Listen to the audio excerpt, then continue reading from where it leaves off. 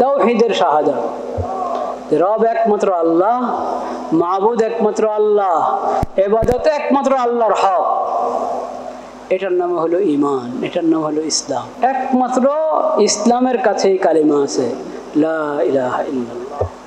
তাওহীদের এই কালিমা মুসলিম উম্মত ছাড়া আর কারো কাছে নেই। সকল নবী এই কালিমার দাওয়াত নিয়ে এসেছেন, সকল নবী।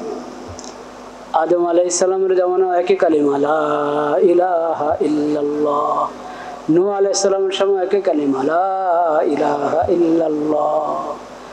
আদম আলাইহিস সালাম থেকে নিয়ে নূহ আলাইহিস সালামের মাঝখানে যত নবী ছিলেন সবার কালিমা ছিল, লা ইলাহা ইল্লাল্লাহ।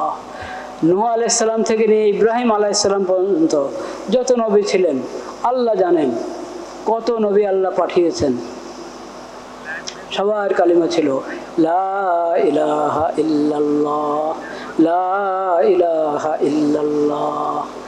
ইব্রাহিম আলাইহিস সালাম, তারও একই কালিমা, লা ইলাহা ইল্লাল্লাহ। সব নবীকে আল্লাহ তাওহীদের দাওয়াত দিয়ে পাঠিয়েছেন, তাওহীদের দাওয়াত যাতে উম্মতের মাঝে প্রচার করেন, সবাইকে তাওহীদের উপর উদ্বুদ্ধ করেন।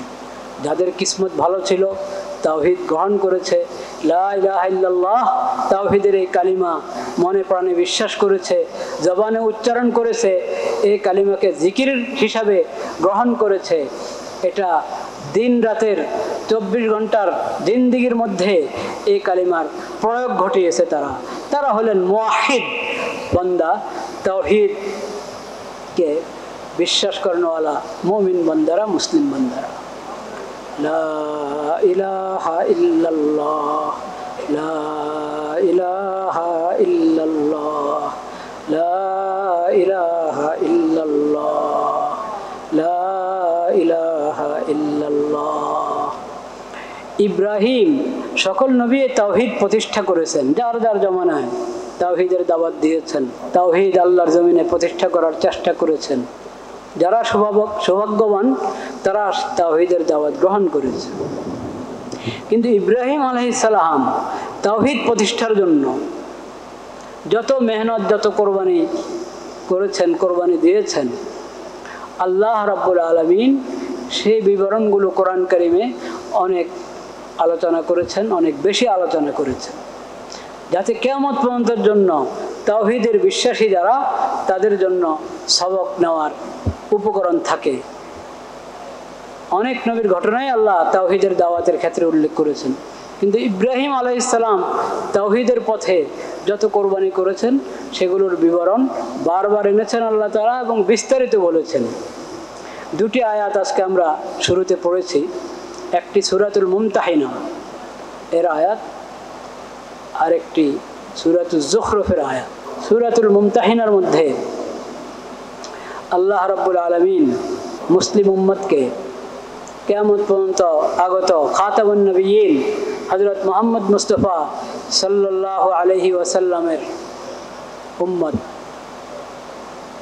যারা তার দাওয়াত কবুল করেছেন তারা তো বাস্তব অর্থে উম্মত, যারা দাওয়াত কবুল করে নাই, করছে না, তারাও নবীজির উম্মত, এই অর্থে যে তারা সবাই নবীজির দাওয়াতের অধীনে এবং আল্লাহর পক্ষ থেকে আদিষ্ট নবী করিম সাল্লাল্লাহু আলাইহি সাল্লাম খাতামুন নবিয়্যিন রাহমাতুল লিল আলামিন সাইয়্যিদুল মুরসালিন সাল্লাল্লাহু আলাইহি সাল্লামের দাওয়াত গ্রহণ করতে আল্লাহর পক্ষ থেকে তারা আদিষ্ট, তারা বাধ্য। গ্রহণ না করলে আল্লাহ তাআলা কিয়ামতের দিন হিসাব নেবেন। আল্লাহ তাআলা কিয়ামতের দিন কি নেবেন? হিসাব। তো সবার জন্য শিক্ষা রেখে দিয়েছেন আল্লাহ তাআলা। আল্লাহ তাআলা বলেন, কদ কানা লাকুম উসওয়াতুন হাসানা, তোমাদের জন্য উত্তম এবং সুন্দর আদর্শ রয়েছে ফি ইব্রাহিম ওয়াল্লাযিনা মাআহু, ইব্রাহিম এবং যারা ইব্রাহিমের সঙ্গে ছিল, ঈমান এনেছে, তাদের জীবনীতে তোমাদের জন্য উত্তম এবং নির্ভুল আদর্শ রয়েছে। কি সেটা কি? ইজ ক্বালু, ইব্রাহিম আলাইহিস সালাম ঘোষণা দিয়েছিলেন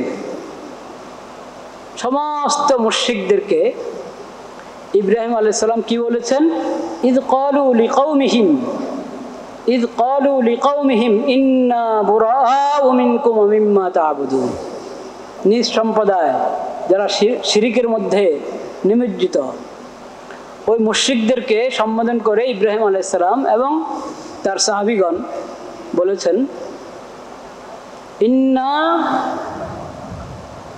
বুরাআউ মিনকুম ওয়া মিম্মা তা'বুদুন, আমরা তোমাদের এবং তোমরা যাদের ইবাদত করো আল্লাহকে বাদ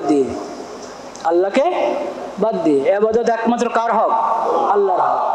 আল্লাহকে বাদ দিয়ে তোমরা অন্য যারে ইবাদত করো, আমরা তাদের থেকে সম্পর্কহীন, তাদের সাথে আমাদের কোনো সম্পর্ক নেই, তোমাদের সাথে আমাদের কোনো সম্পর্ক নেই।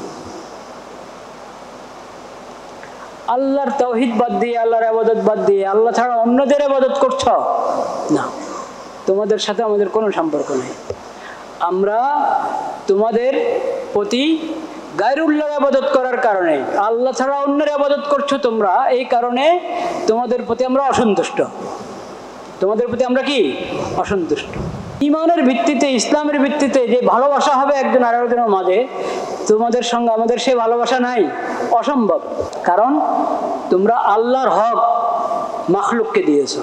ইবাদত একমাত্র কার হক? সেই হক তোমরা আল্লাহর মাখলুকের জন্য সাব্যস্ত করেছো, আল্লাহর মাখলুকের ইবাদত করো তোমরা। আমরা তোমাদেরকে ভালোবাসতে পারি না, তোমাদের সঙ্গে আমাদের ভালোবাসা হতে পারে না। কাফারনা বিকুম ওয়া বাদা বাইনানা ওয়া বাইনাকুমুল আদাওয়াতু ওয়াল বাগযাউ আবাদান হাত্তা তুমিনু বিল্লাহি ওয়াহদা। আমরা কখনো তোমাদের সাথে একমত নই, গায়রুল্লাহর ইবাদতের ক্ষেত্রে আমরা কখনো তোমাদের সাথে একমত নই। আমরা তোমাদের এই দর্শন, তোমাদের এই বাতিল বিশ্বাসকে অস্বীকার করি। ওয়াবাদা বাইনানা ওয়া বাইনাকুমুল আদাওয়াতু ওয়াল বাগযাউ আবাদান হাত্তা তুমিনু বিল্লাহি ওয়াহদা। আমাদের এবং তোমাদের মাঝে শত্রুতা একবারে স্পষ্ট।